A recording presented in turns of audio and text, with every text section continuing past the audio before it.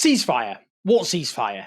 There is no ceasefire in Gaza. Israel is back to massacring Palestinians in Gaza, its speciality, and the Western media is, as ever, regurgitating Israeli claims after 2 years of daily war crimes and relentless, incessant lies from the Israeli state. Now, let's start with Sky News. We'll start with some breaking news.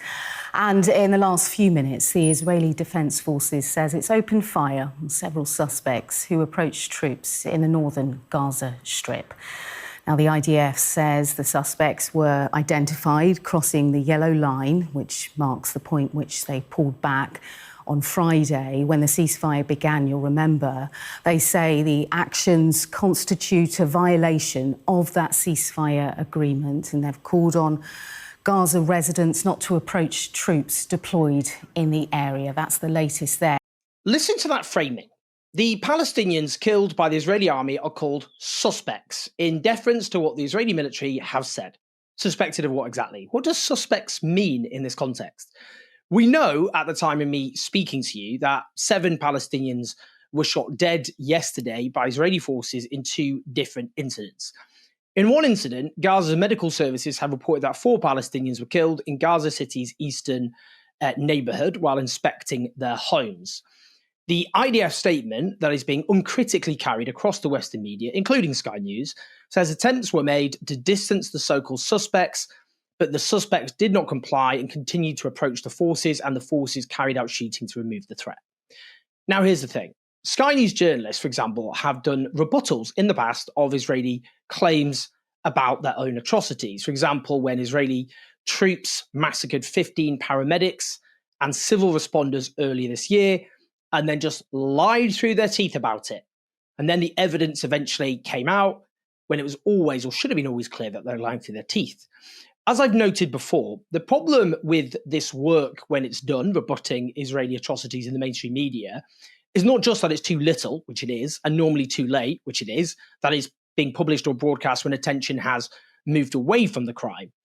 It's that it's detached from broader coverage. So even though Israel's authorities demonstrably lie over and over again, which those journalists know, they go back to treating Israeli claims the next time, at the next atrocity, as credible and plausible in a manner they would never dream of doing with, say, the Russian authorities. Now, in terms of this reported, or these reported crimes, as the Israeli newspaper Haaretz have previously published, the Israeli army created kill zones defined by invisible lines, and when civilians cross them, they are then killed. As they have subsequently, Haaretz reported, the Israeli army massacred innocent people and then afterwards falsely claimed that they were Hamas militants. In one case, they quoted an Israeli officer who said the following: "Standard procedure requires photographing bodies and collecting details when possible, then sending evidence to intelligence to verify militant status or at least confirm they were killed by the IDF. Of those 200 casualties in this incident, only 10 were confirmed as known Hamas operatives. Yet no one questioned the public announcement about killing hundreds of militants."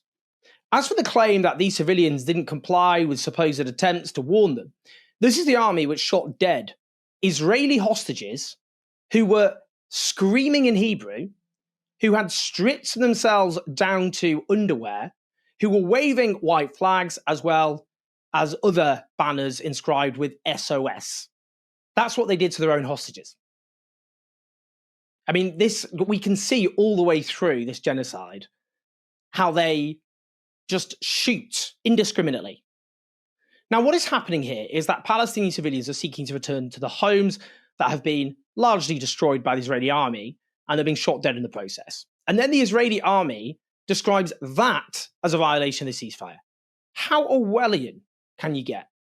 Imagine if one single Israeli soldier had been killed by Hamas after this so-called ceasefire was agreed. That would be plastered all over the news as the ceasefire being broken.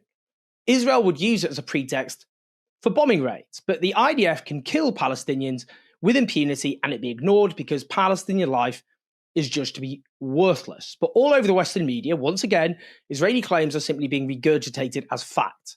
Like LBC, which splashes on at least 6 dead after Israeli troops opened fire on suspects in Gaza as IDF claims ceasefire was breached. I mean, completely ridiculous. Israeli troops opening fire with the IDF claiming ceasefire was breached. Meanwhile, the BBC News reported as their headline, Gaza peace is no small challenge, UKPM says, as Palestinians fear ceasefire may not hold. Now, if 7 Israeli soldiers, let alone 7 Israeli civilians, had just been killed by Palestinian militants, do you think for 1 second the BBC would be talking about a ceasefire holding? There would be no ceasefire for them to describe as holding. Now, this morning, Al Jazeera and other media outlets report that Israeli tanks are firing at Palestinians in the town of Bani Suhala and the Sheikh Nasser neighborhood. Al Jazeera also report that Israeli forces have abducted 15 Palestinians from Al Nasser near Rafah, and they also report heavy artillery strikes in eastern Gaza City. We can see why people say the Israeli definition of ceasefire is you cease, we fire. And there's something else related to Israel lying to torpedo this fictional ceasefire. The agreement stipulates that Hamas should return the remains of dead Israeli hostages.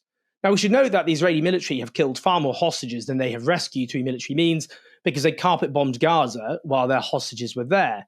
Now, even Donald Trump acknowledged that recovering many of these bodies is going to be difficult because most of Gaza is a pile of rubble. We should know that Israel has hundreds of Palestinian bodies in its possession who they openly keep as bargaining chips, something completely ignored in the Western media. But now, according to Israeli state television, and I quote, the defense establishment recommends to the political echelon not to open the Rafah crossing and not to transfer the aid in full until Hamas returns all the abducted bodies. So the Israeli state is looking here for a pretext to keep blocking aid from getting into the territory they've starved in violation of the ceasefire agreement. I mean, according to the analyst Chris Doyle, aid is still not getting into Gaza at necessary scale. Israel has, for example, denied Oxfam access into Gaza to deliver aid, including food and hygiene items. And now here's another example of the dire, shamelessly racist Western media coverage. While there's been huge focus on the Israeli hostages who've thankfully been returned to their loved ones, there's been absolutely nothing, zero, on the Palestinian hostages. And they are overwhelmingly hostages. 1,700 of those released are Palestinians kidnapped from Gaza and held without charge. Just Palestinians who've been abducted from their families for nothing. And we know from the overwhelming evidence they've been systematically abused, tortured, starved, and raped. Here's an example of one Palestinian child with autism who was released.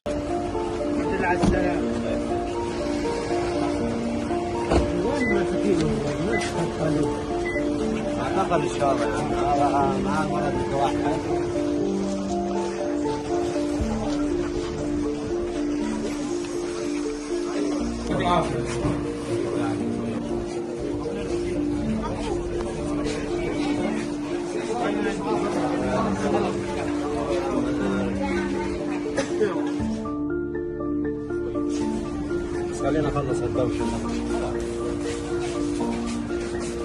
الله يعطيكم العافية بعد هيك بطل.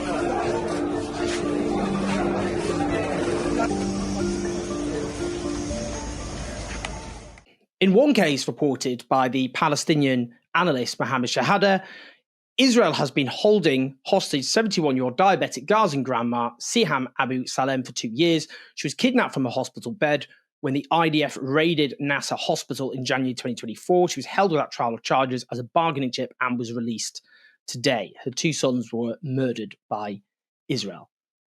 Just imagine a 71-year-old diabetic Israeli woman was abducted by Hamas from a hospital bed for 21 months and her sons were killed, and now she's been released. That's all we'd be hearing about. And here's another example reported on Al Jazeera.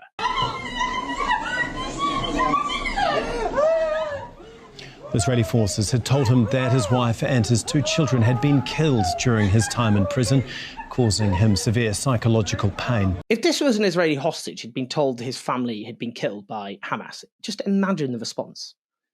Now listen to this from Donald Trump. President, on Gaza, how long will it take Hamas to disarm, and can you guarantee that is going to happen? Well, they're going to disarm, and because they said they were going to disarm. And if they don't disarm, we will disarm them.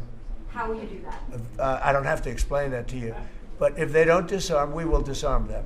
They know I'm not playing games.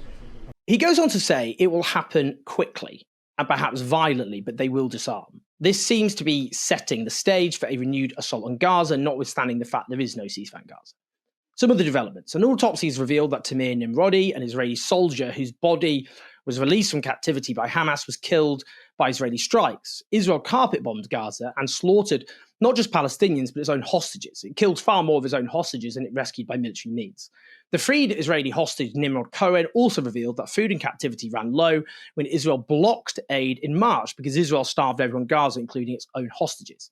And what about this? Buried in a CNN live blog are hideous details about the bodies of 45 Palestinians released by Israel. Let me read. All of the bodies arrived at the facility with their hands and legs cuffed, the hospital said. The remains were being held in refrigerators in Israel and came with numbers marking them rather than names, according to the hospital. Some were blindfolded and there were signs of gunshot wounds in some cases, while others had been run over by tanks, NASA hospital said.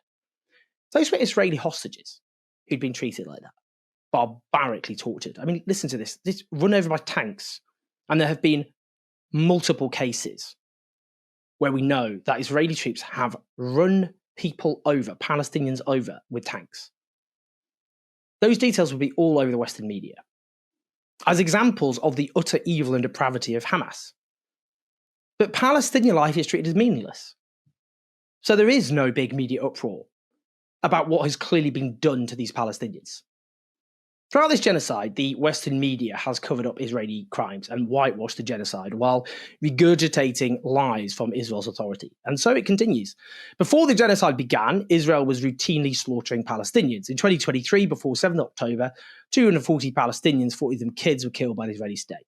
Their lives were ignored, treated as worthless by the Western media and by Western politicians. And so it continues as Israel introduces a ceasefire which does not exist in practice. And what we can see here is either the violence continuing at a lower level, relentlessly, or a renewed genocidal violence, with Israel constantly being able to keep Gaza on the brink of famine. All of this done with the full complicity of the Western media. Please like and subscribe, leave your thoughts and your comments, help us take on this awful, dire Western media, which has facilitated one of the great crimes of our age, at patreon.com/ownjaz84. You make all of this possible. Share the video, and I'll speak to you soon.